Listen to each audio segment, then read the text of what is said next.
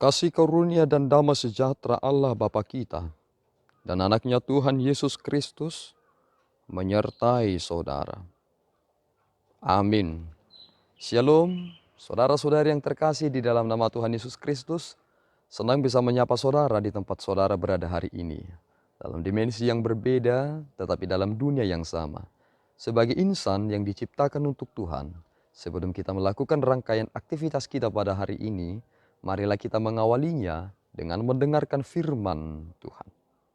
Shalom, ayat harian untuk kita hari ini terdapat di Yesaya 54 ayat 10 yang berbunyi, sebab biarpun gunung-gunung beranjak dan bukit-bukit bergoyang, tetapi kasih setiaku tidak akan beranjak daripadamu dan perjanjian damaiku tidak akan bergoyang.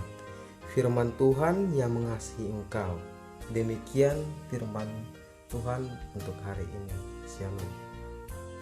Saudara-saudari yang terkasih di dalam nama Tuhan Yesus Kristus, tentu kita menyimpulkan bahwa apa yang terjadi dalam konsep pasca kondisi adalah dia yang akan segera lenyap dari keberadaannya.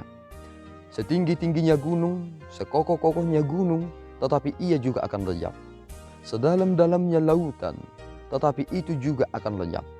Tetapi ada hal yang tidak akan pernah lenyap, dan itu dinyatakan oleh Nabi Yesaya, dan itu telah tergenapi di dalam pribadi Yesus Kristus.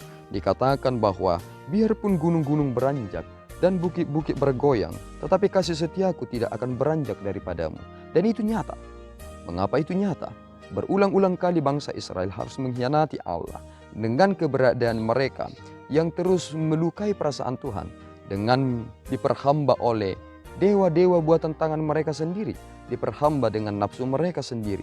Tetapi Allah, ketika Allah menghukum mereka, Tuhan juga menganugerahkan kasih setianya kepada mereka dengan membawa mereka kembali, membalut luka mereka, dan menyegarkan jiwa mereka. Dan satu hal yang Tuhan telah nyatakan dalam keselamatan yang universal itu, dalam jalan yang bersifat eksklusif, yakni pribadi Yesus Kristus. Tidak ada yang dapat kita lakukan untuk penebusan dosa kita. Dalam warisan itu, kita berada dalam tuntutan hukum Taurat. Karena mengapa demikian? Ketika Adam dan Hawa melakukan dosa, maka warisan akan dosa itu telah berlanjut kepada generasi selanjutnya. Dan jika Kristus tidak lahir ke dunia ini, tidak mati dan bangkit, maka hal tersebut akan terus berkelanjutan.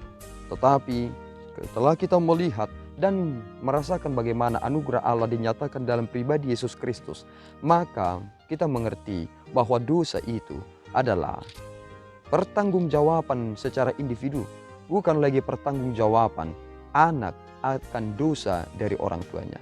Oleh karena itu saudaraku, seandainya Tuhan terlebih dahulu mendahulukan murkanya, maka tidak akan ada manusia yang sisa di dunia ini. Tetapi Allah mendahulukan anugerahnya dalam pribadi Yesus Kristus. Itu mengapa menarik ketika dalam dua berkat yang dinyatakan oleh Rasul Paulus, anugerah Tuhan kita Yesus Kristus, kasih setia Allah Bapa, dan persekutuan Roh Kudus.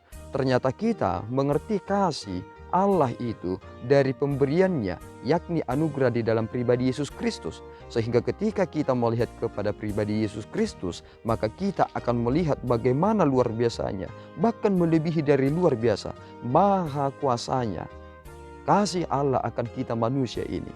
Sehingga tidak ada yang dapat dibandingkan dengan kasih Allah.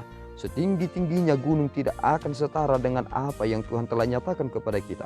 Oleh karena itu, yakinlah dalam kehidupan saudara, Kristus telah diberikan bagi saudara. Ia telah menebus saudara, meluputkan saudara dari maut. Dan mengapa kita hanya lebih tergesa-gesa dan lebih khawatir dengan aspek-aspek yang akan segera sirna dari kehidupan ini? Mengapa saudara tidak melihat bahwa betapa berharganya hidup saudara setelah Kristus dinyatakan bagi kehidupan kita? Tuhan memberkati, kita berdoa. Ya Allah Tuhan kami bersyukur atas anugerah-Mu. Terima kasih ya Tuhan atas pemeliharaan-Mu. Kasih-Mu tiada taranya dengan apa yang boleh kami lihat dan apa yang boleh kami pikirkan. Engkau telah menyatakan itu sehingga kami beroleh keselamatan dalam pribadi Yesus Kristus. Terima kasih ya Tuhan atas kasih-Mu. Kami puji dan muliakan nama-Mu. Dalam Kristus kami telah berdoa dan mengucap syukur.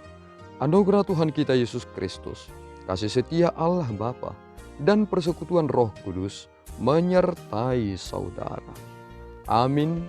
Tuhan Yesus memberkati.